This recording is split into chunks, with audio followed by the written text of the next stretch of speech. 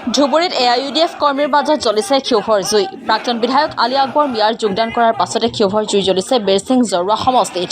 কোনোপধ্যেই আলী আকবৰ মিয়াৰ যোগদান মানি নলয় AIUDF কৰ্মীয়ে। বেৰচিং জৰুৱা সমষ্টিত AIUDF দুটা ভাগত বিভক্ত। আলী আকবৰ মিয়াৰ যোগদান মানি নলয় AIUDF কৰ্মীয়ে। AIUDF দলত যোগদান কৰা আলী আকবৰ মিয়াৰ বিৰুদ্ধে প্ৰতিবাদ AIUDF কৰ্মীৰ। ধুবুৰী চহৰত AIUDF বেৰচিং জৰুৱা সমষ্টিৰ সাংগঠনিক সভাত জিলা আৰু কেন্দ্ৰীয় নেতৃত্বৰ বিৰুদ্ধে ক্ষোভ উজাৰি আলী আকবৰ মিয়াৰ বিৰুদ্ধে প্ৰস্তাৱ গ্ৰহণ কৰে AIUDF কৰ্মীসকলে। ধুবুৰীৰ পৰা সেলিম শেখৰ ৰিপৰ্ট, নৰ্থ ইষ্ট বুলেটিন। চাওক, আজি আমাৰ বেৰচিং জৰুৱা জিলা কমিটিৰ এখন সভা আছিল আৰু সভাৰ উদ্দেশ্য আছিল যে যোৱাকালি আমাৰ ধুবুৰী সমষ্টিৰ মাননীয় বিধায়ক নজৰুল হক ডাঙৰীয়াৰ বাসগৃহত পূৰ্বৰ বিলাচীপাৰা পশ্চিম সমষ্টিৰ বিধায়ক প্ৰাক্তন বিধায়ক আলী আকবৰ মিয়া ডাঙৰীয়াৰ যোগদান সম্পৰ্কে আৰু আজিৰ সভায় আমি বিতংভাৱে আলোচনা কৰিলোঁ যে কালি আমি দেখা পাইছোঁ যে দলে প্ৰাক্তন বিধায়ক আলী আকবৰ মিয়া ডাঙৰীয়াক যোগদান কৰিছে, কিন্তু আজি আমি সভায় সিদ্ধান্ত গ্ৰহণ কৰিছোঁ যে প্ৰাক্তন বিধায়ক আলী আকবৰ মিয়া ডাঙৰীয়াক যোগদান কৰা কাৰ্যটো দলে যোগদান কৰোৱা নাই। আজি আমি দল বহিছোঁ। আজি ইয়াত আমাৰ বেৰচিং জৰুৱা জিলা কমিটিৰ সকলো বিষয়ববী আছে, কাৰ্যকাৰী সভাপতি দ্বয় আছে, সাধাৰণ সম্পাদক প্ৰশাসনিক আছে, সাধাৰণ সম্পাদকসকল আছে, এডভাইজাৰসকল আছে, উপসভাপতি, বিভিন্ন পদবী থাকে। আমাৰ তিনিটা ব্লক জামাদাৰহাট, বেৰচিং জৰুৱা আৰু নাৰায়ণগড়, ছাত্ৰ মৰ্চা, যুৱ মৰ্চা, মহিলা মৰ্চা সকলোখিনি আজি ইয়াতে আমি একত্ৰিত হৈ যোৱাকালি যোগদান কাৰ্যৰ বিৰুদ্ধে আমি দলৰ ঊৰ্ধ্বতম কৰ্তৃপক্ষ, দলৰ সুপ্ৰিম হজৰত মৌলানা বদৰুদ্দিন আজমল ডাঙৰীয়া আমি প্ৰস্তাৱ গ্ৰহণ কৰিছোঁ। যিজন ব্যক্তিক যোগদান কৰা হৈছে এইজন ব্যক্তিক যাতে অনাগত দিনত দলীয়ভাৱে কোনো ধৰণৰ গুৰুত্ব প্ৰদান কৰা নহয় আৰু তেওঁৰ যোগদান কৰাটো অনৈতিক, কোনো নীতি নিয়মৰ মাধ্যমত হোৱা নাই, গতিকে তেওঁৰ যোগদান কৰা কাৰ্যটো বাতিল কৰিব লাগে। বিধায়ক চাওক, যোৱাকালিৰ যোগদান কাৰ্যসূচীটো আমাৰ তিনিটা ব্লকৰ কোনো সভাপতিসকলে নাজানে, ইভেন কি জিলাৰ কাৰ্যকাৰী সভাপতিসকলে নাজানে। মোৰ লগতে বহি আছে এডভোকেট মকবুল হুছেইন ডাঙৰীয়া, আমাৰ লালমিয়া ডাঙৰীয়া, প্ৰশাসনিক জেনেৰেল ছেক্ৰেটাৰী শ্বেখ আবুল হাছান ডাঙৰীয়া, তেওঁলোকে নাজানে। গতিকে দুজনে বিধায়কে কি ইণ্টাৰেষ্টত কেনেকৈ কাৰ লগত আলোচনা কৰি যোগদান কৰিছে আমি গ্ৰাছৰুটৰ কৰ্মীকৰ্তাসকলে ব্লক লেভেলে যুৱ মৰ্চা, ছাত্ৰ মৰ্চা, মহিলা মৰ্চা আমি অৱগত নহয়।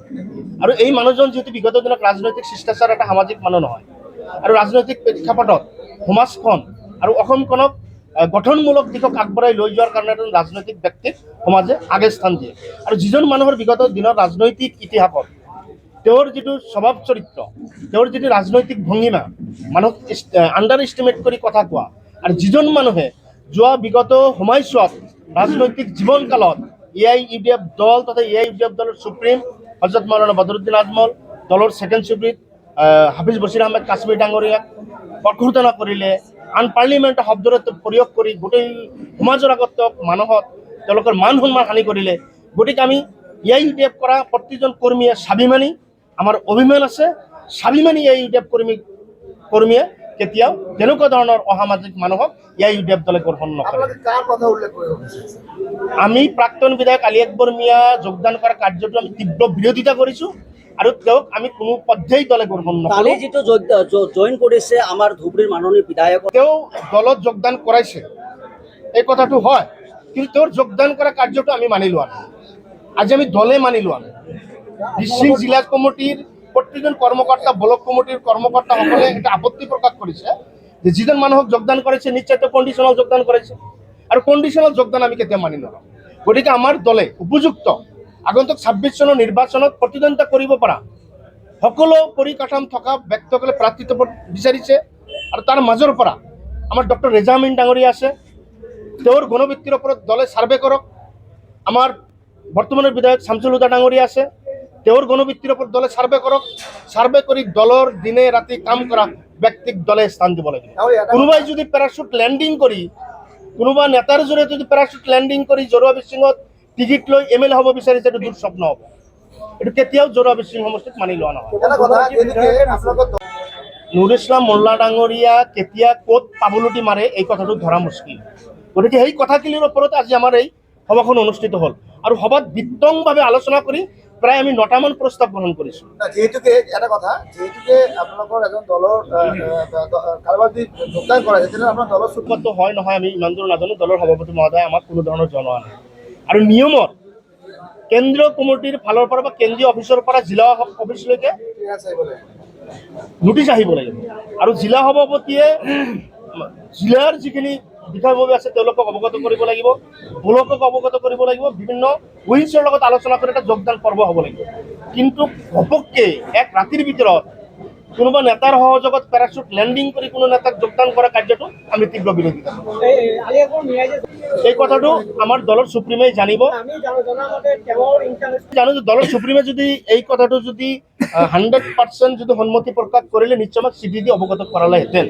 যিহেতু আমাক চিঠি দি অৱগত কৰোৱা হোৱা নাই, গতিকে ইয়াত কিবা এটা আছে বুলি আমাৰ সন্দেহ প্ৰকাশ কৰিছে। যিহেতু আমি তেওঁক দলত যোগদান কৰা কাৰ্যটো তীব্ৰ বিৰোধিতা কৰিছোঁ আৰু টিকেট দিয়াৰ প্ৰশ্নটো আহিব নোৱাৰে, তেনেকুৱা ব্যক্তিক আমি দলে গ্ৰহণ কৰা নাই। টিকেট দিয়াৰ কথাটোতো প্ৰশ্ন নাহে। যিজন মানুহে যোৱা 20টা বছৰ ৰাজনৈতিকভাৱে তেওঁ ভিলেজৰ পশ্চিম সমষ্টিৰ প্ৰতিনিধি আছে, আমাক ৰাজনৈতিকভাৱে তেওঁৰ লগত বহুত ঘাত প্ৰতিবাদ মোকাবিলা আমি কৰিছোঁ। কেছ মকৰ্দমাৰ পৰা আৰম্ভ কৰি আমাক মানসিক, শাৰীৰিক, ৰাজনৈতিক পথাৰখনত ৰাস্তাত আগবেটি দি মাৰিপিটিৰ পৰা আৰম্ভ কৰি সকলো ধৰণৰ হাৰাশাস্তি আমি সন্মুখীন হৈছোঁ।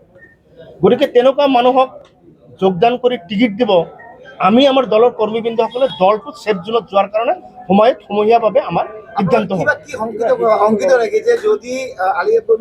চাওক, এই কথাটো এতিয়ালৈকে অহা নাই, এইটো সময়ত আপোনালোকক আমি জনাম।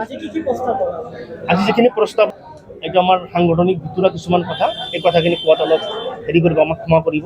এই কথাখিনি আমি দলৰ মজিয়াত জনাম আৰু দলে নিশ্চয় ইয়াৰ ওপৰত ব্যৱস্থা গ্ৰহণ কৰিব। যদি আলী আকবৰ মিয়াই টিকিট আমি এইটো বিৰোধিতা কৰি আজি প্ৰস্তাৱ গ্ৰহণ কৰিছোঁ আৰু ইয়াৰ পৰিৱৰ্তী সময়ত যদি কিবা কৰিব লাগে আকৌ আমি সমূহীয়াভাৱে বহি আকৌ আমি সিদ্ধান্ত ল'ম। আমি ক'লোৱে কৰ্মী আৰু দল ছেফ জোনত যোৱাৰ কাৰণে যি পৰ্যায়লৈকে যাব লাগে আমি জৰুৱা বিশৃংখল সমষ্টিৰ কৰ্মী বা দল সংগঠন যাৱাৰ কাৰণে বাধ্য আছোঁ।